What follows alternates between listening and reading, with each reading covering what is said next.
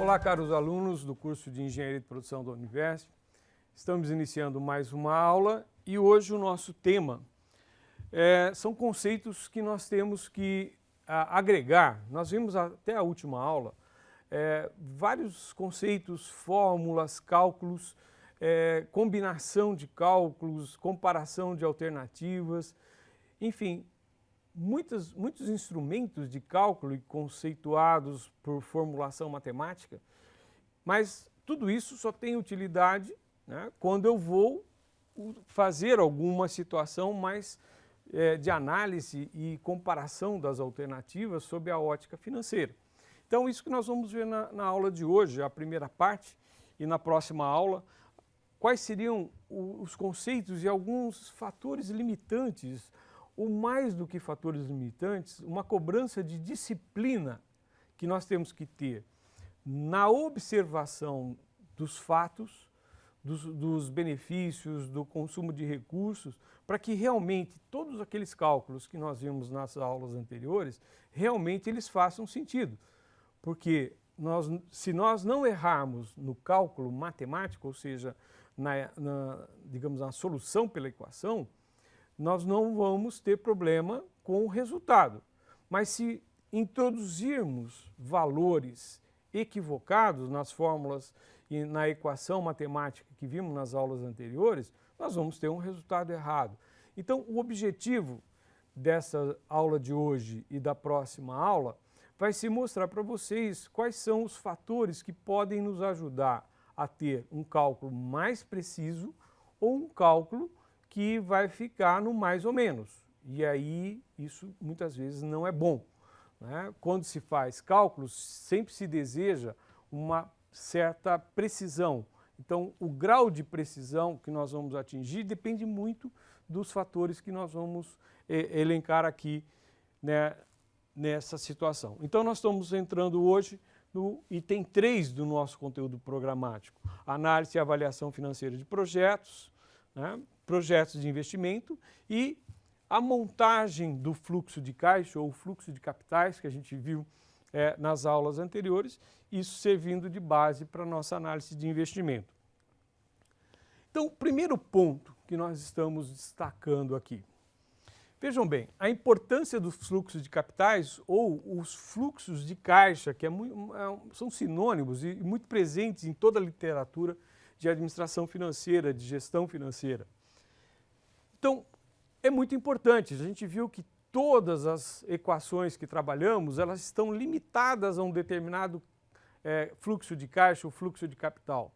Se eu não observar corretamente o que eu estou analisando como investimento e não traduzir isso em expressão monetária em um fluxo de capitais, eu posso ter o cálculo matematicamente correto, mas com valores ou com fatores monetários equivocados.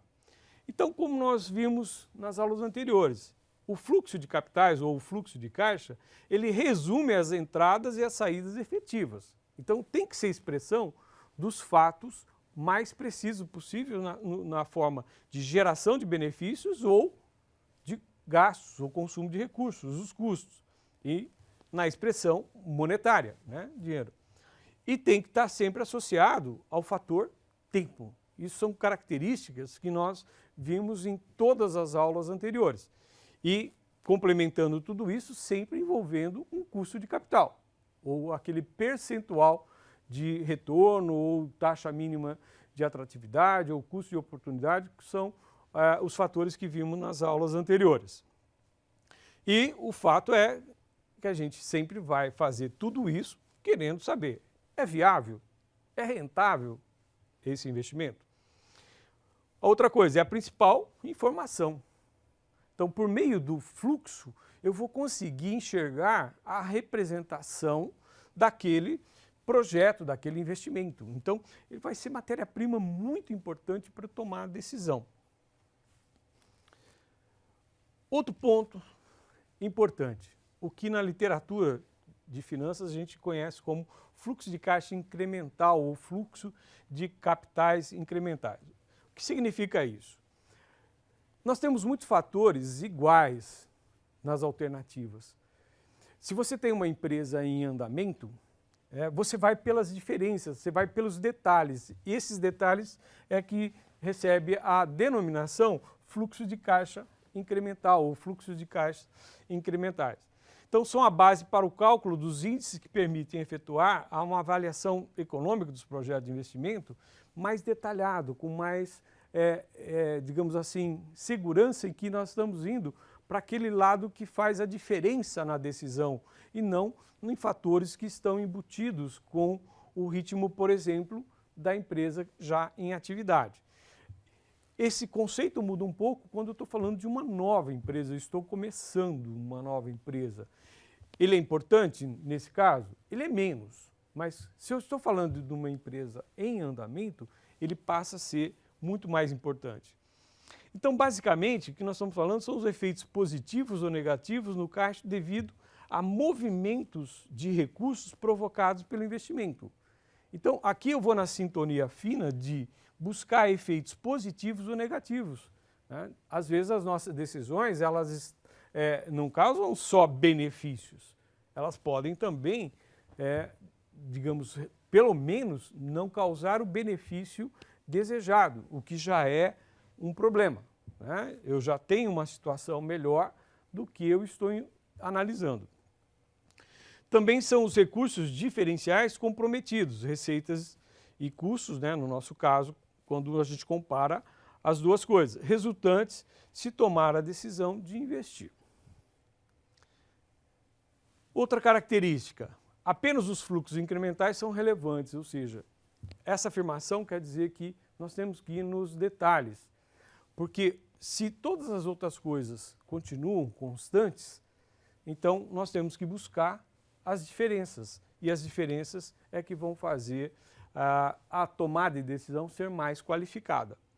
Então, caso um fluxo de caixa ocorra independentemente do projeto ser ou não ser empreendido, então não se trata de um fluxo incremental, né? Porque aí ele já é uma decisão diferente daquilo que nós estamos buscando, né, como um maior fator de retorno ou de remuneração. Qualquer custo ou despesa que permaneça constante antes ou depois do investimento, ele não vai ser relevante, né? Porque a vida está seguindo o empresarial, as decisões estão no fluxo.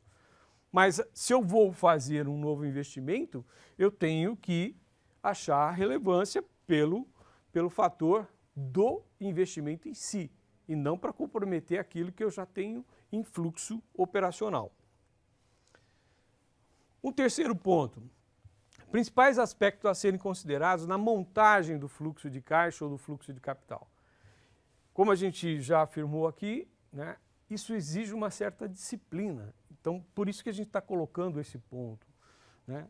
Aspectos que têm que ser considerados na montagem do fluxo de caixa para que a gente tenha segurança de que as informações recebidas, aquilo que nós transformamos em forma monetária, estão devidamente observadas e medidas ou mensuradas corretamente.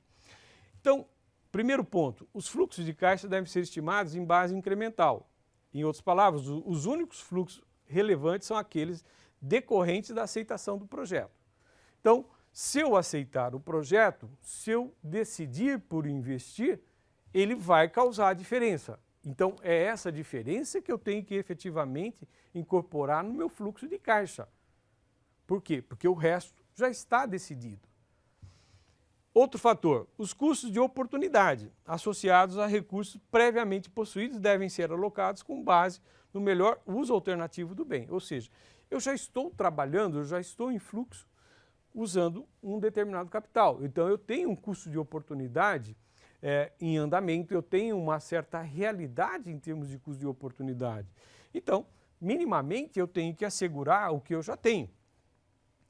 Devem ser consideradas mudanças nos requerimentos de capital de giro, uma vez que essas mudanças são incrementais e afetam a decisão. O que essa afirmação está nos alertando? Eu tenho um projeto em andamento, eu tenho um processo em andamento e ele consome recursos. de investimento, mas ele consome também o que nós denominamos de capital de giro, ou seja, aquele combustível financeiro que a gente precisa para fazer as coisas acontecerem no nosso processo original.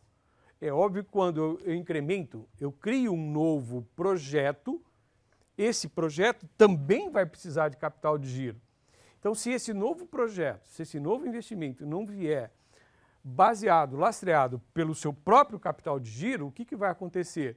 Esse novo projeto vai concorrer com o capital de giro do investimento anterior.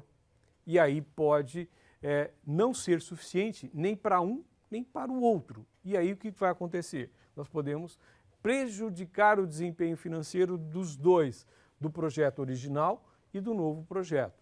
Então, esse é um fator muito importante e tenho certeza que ao longo das nossas aulas a gente vai voltar várias vezes a falar sobre capital de giro, porque isso é muito importante e vocês vão perceber que tem fundamento, inclusive, de sobrevivência das empresas.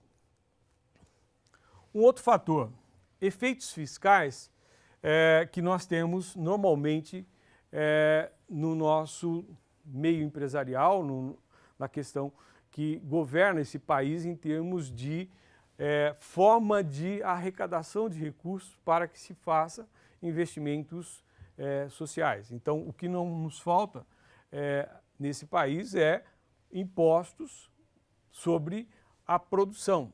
Né? É uma característica do nosso país e a gente tem que aprender a lidar com isso. E aprender a lidar com isso significa que existem efeitos fiscais, sim, nos nossos investimentos. E nós temos que observar isso. Nós não podemos ser ingênuos e dizer que nós vivemos num país onde não tem uma carga tributária que modifica, sim, a nossa análise de alternativas de investimentos. Então, eu tenho algumas características possíveis de combinação de fatores tributários que pode me levar a mais ou menos pagamento de impostos, mas que sempre haverá impostos, sim. Né? Então, é isso que a gente tem que observar. O nosso investimento, como ele está tributado, como que é a legislação tributária sobre esse segmento econômico, sobre esse tipo de atividade econômica. Os custos passados. Muitas vezes se fala de um novo investimento para recuperar custos passados. Não. Os custos que ficaram no passado são do passado. Né? Nós podemos sim olhar para o futuro e dizer, eu terei com esse investimento um melhor resultado econômico do que eu tive no passado. Mas não necessariamente trazer o que eu tive de custo não recuperado no passado e dizer, agora esse novo investimento vai ter que recuperar os custos que eu não recuperei. Né? Não é correto fazer isso. É sacrificar, talvez, uma alternativa por erros ou por características de mercado do passado. Então, os custos no passado não podem ser, digamos, não devem, poder é uma palavra muito forte para dizer que não se deve, né? Mas se recomenda, né, que não se olhe para o passado para trazer para a nossa decisão no presente o que vai acontecer num futuro que também é carregado de incerteza. Então, o que a gente tem que preservar com a nossa disciplina de cálculo e de observação das informações é a realidade do que pode ser alcançado, né? E não ficar olhando para o passado. Os fluxos devidos ao financiamento não devem ser incluídos no fluxo de caixa, ou seja, eu tenho que olhar primeiro a viabilidade operacional, porque o financiamento é uma outra consequência. Primeiramente, a gente tem que observar se nós vamos ter uma viabilidade operacional e depois incluir os financiamentos, quem vai financiar o capital necessário para o nosso investimento. Por quê? É do retorno operacional do nosso projeto, do nosso investimento, é que nós vamos tirar recursos para ter remuneração do capital investido e, consequentemente, os recursos que teremos que gerar para pagar financiamentos do nosso investimento. E, por último, os efeitos da inflação nos fluxos de caixa e na avaliação devem receber tratamento adequado. Então, temos que sempre ficar atento a esse fator, porque a inflação é um fator presente na nossa cultura de empresa e na nossa sociedade. Então, isso afeta o poder aquisitivo e modifica o nosso padrão de resultado. E, por último, o valor residual ou de liquidação do projeto deve ser estimado de modo consistente, ou seja, sempre vamos ter, no final de um projeto, a recuperação de algum fator monetário, né? Vamos receber, por alguma característica, algo monetário por aquele equipamento, por aquele prédio, por aquele produto, enfim. Nós temos pouquíssimas situações em que, ao final de um empreendimento, você tem zero de recuperação, ou seja, aquilo não tem valor nem como sucata, ou não tem, a não ser que em algumas vezes você tem até que gastar para descartar corretamente isso no meio em que ele possa ser utilizado, ou não, né?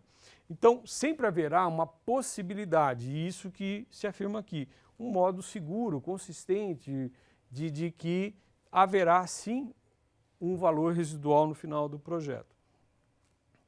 Fluxo econômico reflete as atividades operacionais. Então, esse é o fator que eu estava dizendo há pouco. Eu primeiro preciso entender qual é o valor econômico que operacionalmente eu conquisto com o projeto.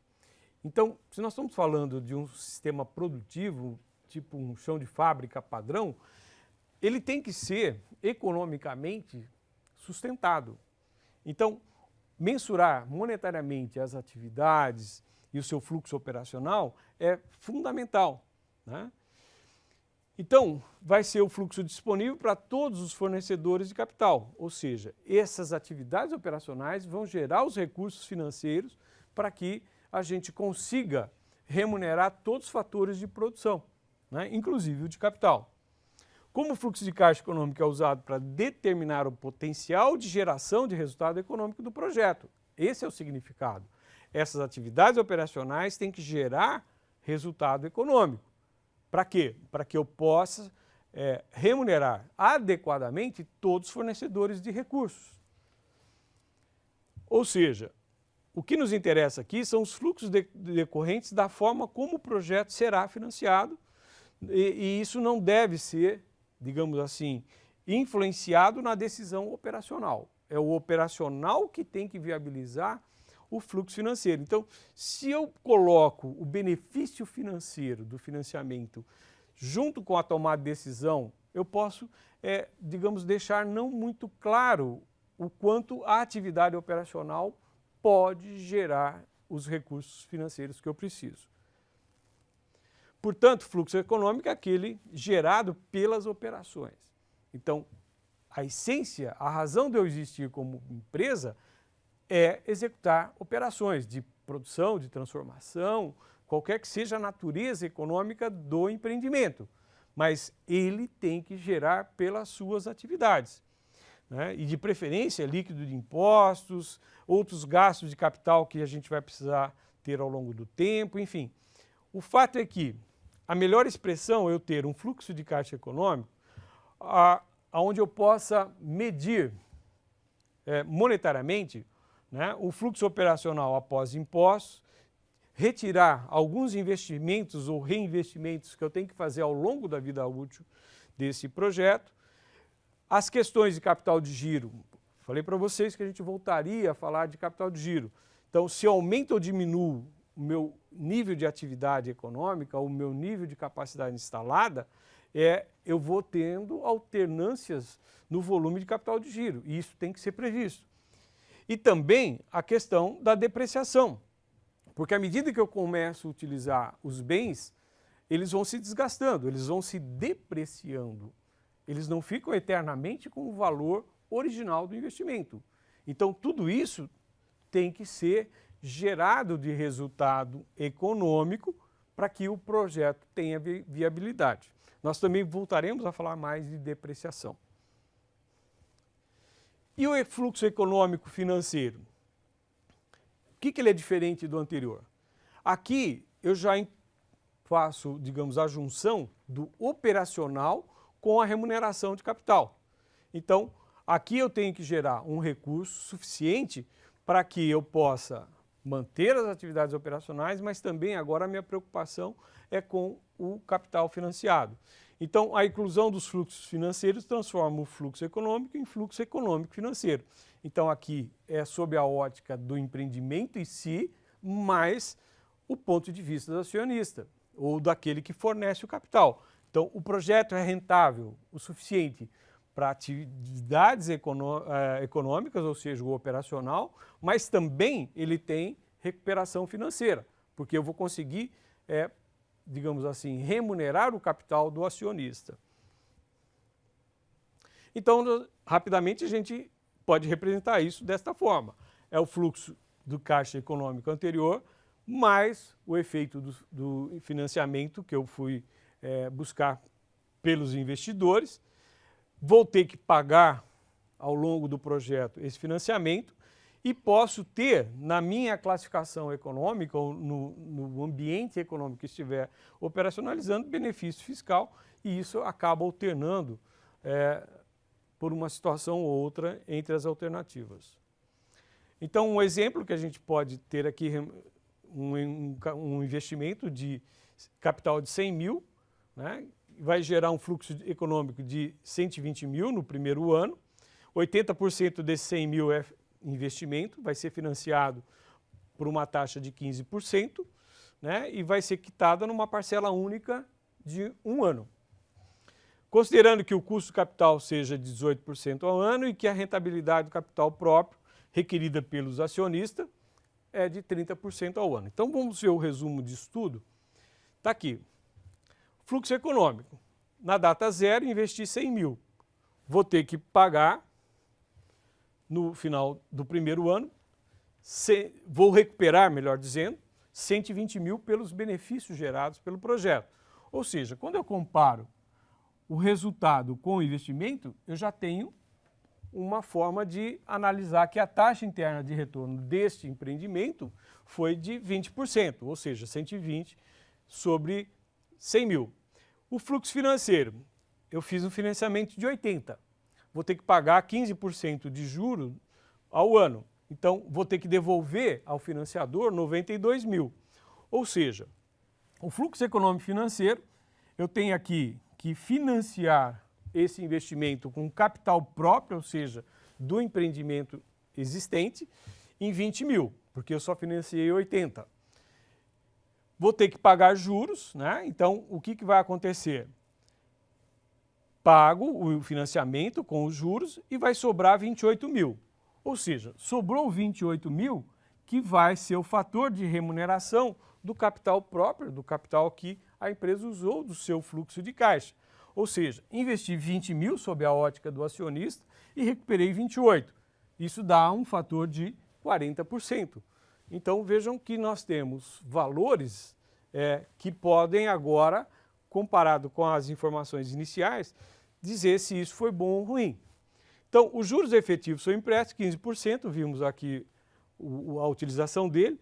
O custo do capital total, ou seja, o capital que a empresa já possui, é de 18% ao ano. Aí o que aconteceu? Ela teve uma recuperação de 20%. Então, 20% maior que 18%. Então, foi positivo. Rentabilidade do capital próprio. Foi estabelecido que o mínimo é 30%. O que aconteceu nessa decisão? Eu recuperei 40%. Então, portanto, 40% maior que 30%.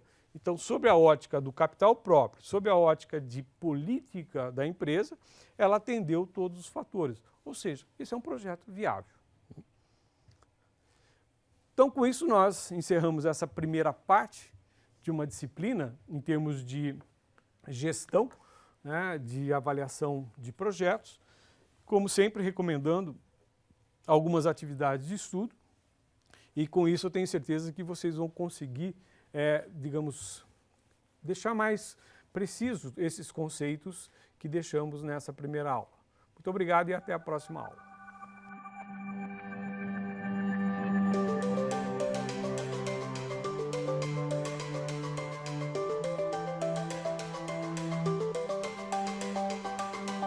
Deus.